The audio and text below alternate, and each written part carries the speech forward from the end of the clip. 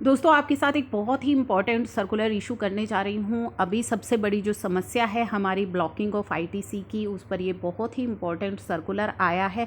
इस सर्कुलर के बाद आपको काफ़ी सारी चीज़ें समझ में आएंगी कि किस तरीके से आपका आईटीसी ब्लॉक होगा, कितनी अमाउंट आपकी ब्लॉक होगी, किस तरीके से वो अमाउंट ब्लॉक की जाएगी और किस जो अमाउंट है, कौन सी इनएलिजिबल अमाउंट जो है वो ही आपकी ब्लॉक हो सकती है या सारी की सारी अमाउंट आपकी ब्लॉक सारा का सारा जो आईटीसी है वो आपका ब्लॉक कर दिया जाएगा।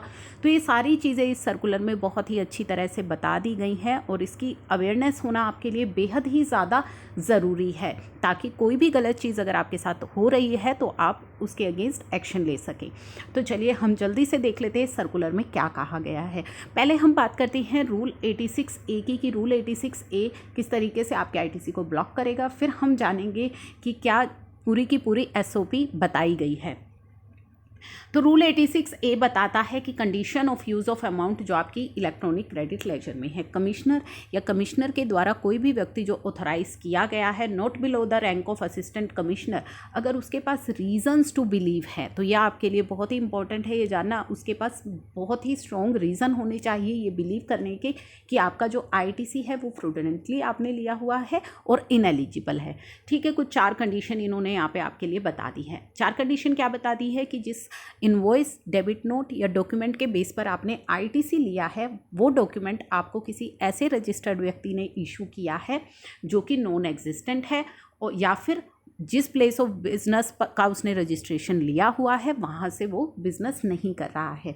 ठीक है, तो ये चीज़ होनी चाहिए। दूसरा कि आपने आईटीसी लिया है without receipts of goods and services, तो आपका आईटीसी ब्लॉक हो जाएगा। सेकंड वो कह रहे हैं कि आपने जो आईटीसी लिया है जिस भी टैक्स इनवॉइस, डेबिट नोट या डॉक्यूमेंट के बेसिस पर उसका टैक्स आपके सप्लायर ने गवर्नमेंट को जमा नहीं करवाया, जो कि पर काफ़ी सारी जजमेंट्स भी आ चुकी हैं कि इन कंडीशंस पर आपका आईटीसी ब्लॉक नहीं हो सकता। चलिए देखते हैं। नेक्स्ट इन्होंने बताया है कि रजिस्टर्ड व्यक्ति जो कि आईटीसी अवेल कर रहा है वो नॉन एग्जिस्टेंट है या फिर जिस जगह का उसने रजिस्ट्रेशन लिया हुआ है वहाँ से बिजनेस नहीं कर रहा है तो भी आईटीसी ब्लॉक कर देंगे। फोर्थ उन्होंने बताया है कि रजिस्टर्ड व्यक्ति जो आईटीसी ले रहा है उसके पास टैक्स इनवॉइस नहीं है, डेबिट नोट नहीं है या फिर कोई भी सपोर्टिंग डॉक्यूमेंट नहीं है तो भी आईटीसी ब्लॉक हो जाएगा।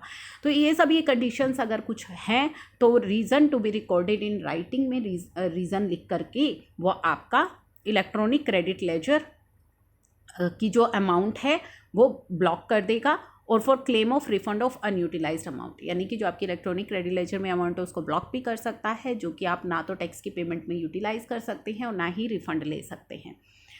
चलिए, द कमिश्नर और officer authorised by him under sub rule 1 में अपॉन बिंग सेटिस्फाइड कि जो आपकी कंडीशन जिस बेसिस पर उन्होंने आपका आईटीसी ब्लॉक किया था अगर वो कंडीशन एग्जिस्ट नहीं करती है तो वो आपका वो डेबिट अलाउ कर देगा।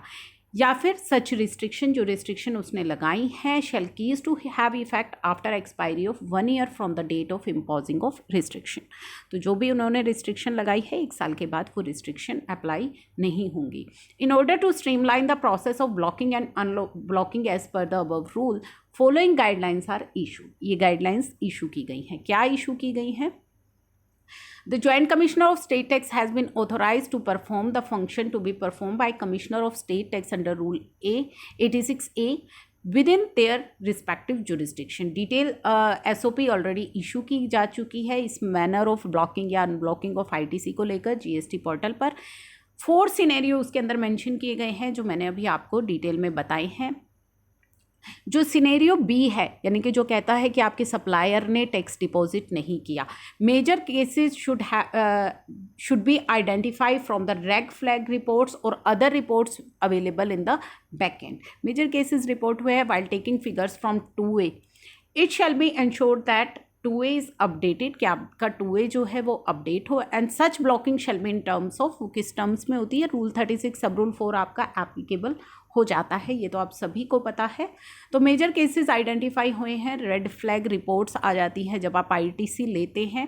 अभी आप देखेंगे कि आपकी 3B भी जब आप फाइल करते हैं और आईटीसी ज़्यादा क्लेम करते हैं तो वहाँ पे रेड अलर्ट्स आपको आते हैं।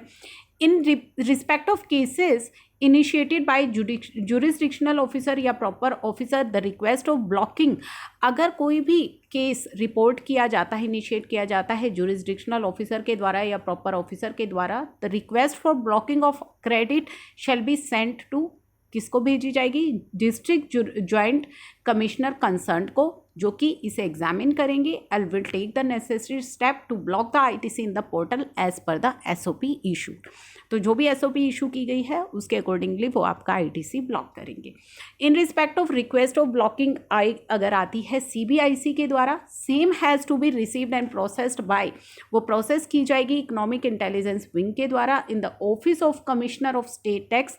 वो इस इशू को एग्जामिन करेंगे एंड इफ फाउंड सेटिस्फाई तो वो उसे आगे डिस्ट्रिक्ट ज्वाइंट कमिश्नर को फॉरवर्ड कर देंगे, जो कि आपका क्रेडिट ब्लॉक करेगा। रिक्वेस्ट आती है फ्रॉम स्टेट ऑफिसर से to block ITC pertaining to CBIC administrative tax payer, it shall be sent to the, किसको भेज जाएगी? इकोनॉमिक इंटेलिजेंस विंग को, and they shall forward the same to the CGST commissionerate concern for action. As stated in the rule, जो आपका credit block किया जाएगा, कितना किया जाएगा? Shall be equivalent to the credit avail, जो आपने फ्रूडेंटली अवेल किया है या जो इन एलिजिबल क्रेडिट है, केवल आपका वही क्रेडिट ब्लॉक किया जाएगा। The authorise person shall examine the amount equivalent to such fraudulent credit and shall block usage of such amount in the portal. तो जो ऑथोराइज्ड ऑफिसर है वो डिटरमाइन करेगा कि कितना आपका फ्रॉडुलेंट क्रेडिट है और वो पोर्टल पर आपका उतना क्रेडिट ब्लॉक कर देगा। नेक्स्ट है the authorised officer shall inform such blocking and restriction to the officer under home tax payer is registered, जिस ऑफिसर के अंडर आप रजिस्टर्ड हैं उसको भी इन्फॉर्म करेगा और साथ ही साथ टैक्स पेयर को भी इन्फॉर्म करेगा। एक इंटीमेशन भेजी जाएगी उसकी मेल आईडी पर as soon as possible and shall serve a hard copy to the tax payer with proper acknowledgement के साथ। If there is nil balance, अब ये आपके लिए जानना ज़रूरी है, अगर आपका नील बैलेंस है या इन सफिशिएंट बैलेंस है टैक्स हेड में to which credit is to be avail blocked, जो क्रेडिट आपका ब्लॉक करना है उसमें नील है या इनसफिशिएंट बैलेंस है, the credit available in other tax head equivalent to the amount fraudulently avail can be blocked. तो दूसरे हेड में जो आपका बैलेंस है वो आपका ब्लॉक किया जा सकता है। कितना ब्लॉक किया जा सकता है? जितना कि आपने फ्रॉडुलेंटली लिया था। In such scenario it should be kept in mind that this shall be subject to limitation imposed by law on cross utilization of ITC. This is as cross utilization of CGST credit to SGST liability and vice versa is not permitted by GST law. In case of blocking of CGST credit availed fraudulently, blocking of SGST credit shall not be done. जैसे कि law में बताया है cross utilisation की जहाँ पे restriction लगाई गई है वहाँ पे ब्लॉकिंग भी नहीं होगी। जैसा इन्होंने बोला है, in case of blocking of CGST credit availed fraudulently आपको करनी है। सीजीएसटी क्रेडिट अगर आपने फ्रॉडुलेंटली लिया है उसकी ब्लॉकिंग करनी है, तो blocking of SGST credit shall not be done. आपकी एसजीएसटी क्रेडिट की ब्लॉकिंग नहीं होगी अगर सीजीएसटी में इनसफिशिएंट बैलेंस है।